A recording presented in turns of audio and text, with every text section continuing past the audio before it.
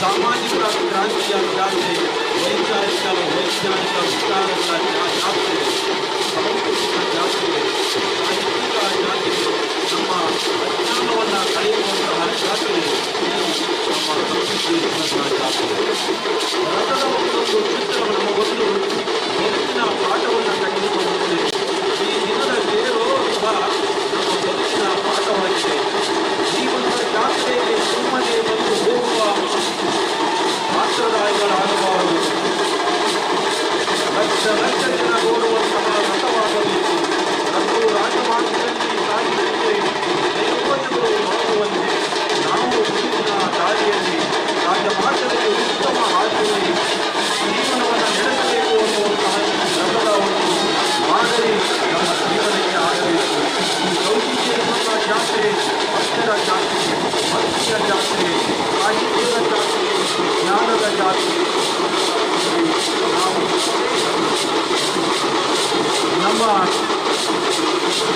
ಕೊಪ್ಪಳದ ನಾಡಗಡಿ ಖ್ಯಾತ ಬಳ್ಳಾರಿಯವರ ಕವನದ ಸಾಲುಗಳನ್ನು ನುಡಿಸುತ್ತಾ ಹೆಚ್ಚು ಮಾತನಾಡುವುದಿಲ್ಲ, ಪ್ರೀತಿ ಬಿಡುವುದಿಲ್ಲ. 10 ಕೋಟಿಯ ಕೋಟೆಯೊಳಗೆ ಬಂದಿಯಾಗಿರುವ ಬುದ್ಧಿ ಹೆಸರು ವಶ ಅಂತ, ಉಸಿರು ಮರಿಷ ಅಂತ. ಈ ಒಂದು ಭಕ್ತರ ಭಕ್ತಿಯಿಂದ ಇಲ್ಲಿ ಎಲ್ಲರೂ ಗುರುವಿಗಾಗಿ ಭಕ್ತರು ಕಾಯುತ್ತಾರೆ. ಆದರೆ ಈ ಗವಿಮಠದಲ್ಲಿ ಭಕ್ತರನ್ನ ಗುರು ಕಾಯುವುದನ್ನು ನಾವು ಇಲ್ಲಿ ಕಂಡುಕೊಳ್ಳಬಹುದಾಗಿದೆ. ಈ ಒಂದು ರಥೋತ್ಸವದ ಸಂದರ್ಭದಲ್ಲಿ ಆಕರ್ಷಕವಾಗಿ ಚಿತ್ರಕಾರದ ಬಣ್ಣ ಬಣ್ಣದ ಹಾಳೆಗಳಿಂದ ಕಂಗೊಳಿಸಿರುವಂತಹ ಶ್ರೀ ಗವಿಸಿದ್ದೇಶ್ವರನ ಈ ಮಹಾರಥೋತ್ಸವವನ್ನು ನಾವು ಕಣ್ತುಂಬಿಕೊಳ್ಳಲು ಈಗಾಗಲೇ ನೋಡುವಂತೆ ಈ ರಥದ ಮೈದಾನವೆಲ್ಲ ಭಕ್ತರ ಭಕ್ತಿಯ ಭಾವಗಳಲ್ಲಿ ಜಯಘೋಷಗಳಿಂದ ತುಂಬಿಕೊಂಡಿರುವಂಥದ್ದನ್ನು ನಾವು ನೋಡಬಹುದಾಗಿದೆ. ಇನ್ನೇನು ಅಲಂಕಾರಗೊಂಡಿರುವಂತಹ ಈ ರಥವು ಕೆಲವು ನಿಮಿಷಗಳಲ್ಲಿ ಭಕ್ತರಿಂದ ಆ ಜಯಘೋಷದಲ್ಲಿ ಸಾಗುವುದನ್ನು ನಾವು ಕಂಡುಕೊಳ್ಳಬಹುದಾಗಿದೆ. ರಥೋತ್ಸವದ ಸುತ್ತಲೂ ಶ್ರೀ ಗವಿಮಠದ ಶ್ರೀ ಮಣಿಮಲ್ಲೇಶ್ವರ ಐತಿಹಾಸಿಕ ಸಾರುವಂತಹ ಚಿತ್ರಗಳನ್ನು ನಾವು ಈ ರಥದಲ್ಲಿ ಕಾಣಬಹುದಾಗಿದೆ. ಯುಗದ ಉತ್ಸಾಹ ನೋಡಿಯೋ ಎಂದು ಜನರು ಸಾರಿದ್ದಾರೆ. ಈ ಯುಗದ ನಮ್ಮ ಉತ್ಸಾಹ ನಮ್ಮೂರಿನ ಈ ಗವಿಸಿದ್ದೇಶ್ವರನ ಜಾತ್ರೆಯಾಗಿದೆ. ಶ್ರೀ ಗೌರಿಮಠವು ಭಕ್ತರ ಮಠ, ಭಕ್ತರ ಭಕ್ತಿಯ ಜೀವಾಳ. ಇದು ಮುಕ್ತಿಯ ಕೇಂದ್ರ. ನಮ್ಮೊಳಗೊಂದು ಹೊರಗೊಂದು ಚಾಚಿದೆ. ಜ್ಞಾನಿ ವಿಜ್ಞಾನಿ ಹೊಸ ಮನುಷ್ಯನನ್ನಾಗಿ ಪರಿವರ್ತನೆ ಮಾಡುವ ಪವಿತ್ರ ತಾಣವಿದು ನಮ್ಮ ಗವಿಸಿದ್ದೇಶ್ವರನ ತಾಣ. ಈಗಿನ ಜಾತ್ರೆಯ ಗಳಿಗೆಯಲ್ಲಿ ನಮ್ಮೂರಿನ ನಮ್ಮ ಅಜ್ಞಾನ ತೊಲಗಿಸಿ ನಮ್ಮೊಳಗಿರುವಂತಹ ಅಂಧಕಾರವನ್ನು ಇಲ್ಲವಾಗಲಿ, ಕರ್ತವ್ಯವು ದೂರವಾಗಲಿ, ಬೆಳಕಿನಡೆಗೆ ಸಾಗುವ ನಮ್ಮ ದಿಕ್ಕಿಗೆ ಈ ಜಾತ್ರೆ ಮುನ್ನಡೆಯಾಗಲಿ.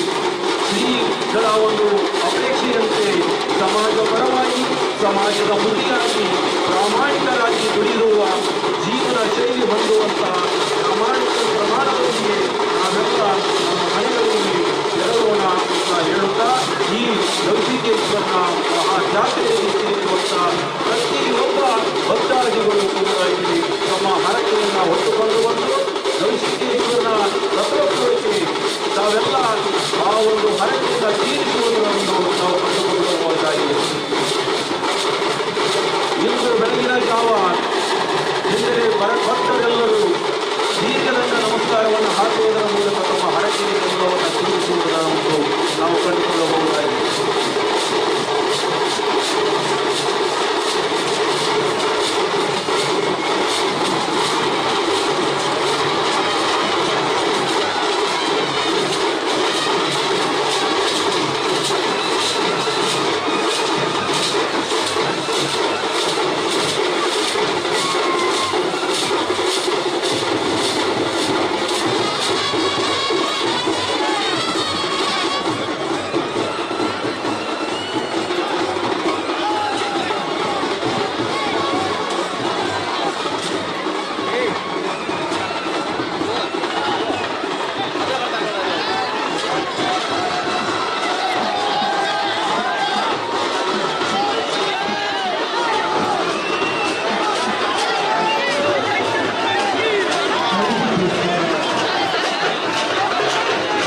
ಮಹೋತ್ಸವಕ್ಕೆ ಜನಗಣನೆ ಪ್ರಾರಂಭವಾಗಿದೆ.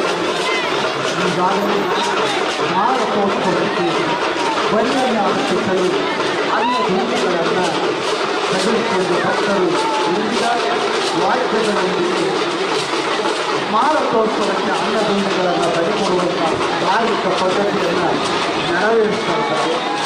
ಹಾಗೆ ಗೌರಿಕೇಶ್ವರನ ಕರ್ತೃ ಗೌರಿಕೇಶ್ವರನ ಮಂಗಲಮೂರ್ತಿ ಪಲ್ಲಕ್ಕಿಯಲ್ಲಿ ಮಾರಕೋತ್ಸವದ ಕಡೆಗೆ ಗಾಂಭೀರ್ಯದಿಂದ ಮಾಡ್ತಕ್ಕಂಥ ದೃಶ್ಯವನ್ನು ನಾವು ನೋಡ್ತೇವೆ.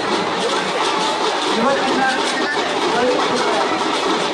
ಕರ್ತೃ ಗೌರಿಕೇಶ್ವರನ ರಾತ್ರಿ 210ನೇ ಮಾರಕೋತ್ಸವ 210ನೇ ಮಾರಕೋತ್ಸವಕ್ಕೆ ಸಾಕ್ಷಿಯಾಗಿ ಈ ನಾಡಿನ ಜನಪ್ರತಿನಿಧಿಗಳು, ಗಣ್ಯರು, ಅಧಿಕಾರಿಗಳು, ಲಕ್ಷ ಕೋಟಿ ಗೌರೀಶ್ವರನ ಭಕ್ತರು ಸಾಕ್ಷಿಯಾಗ್ತಾರೆ.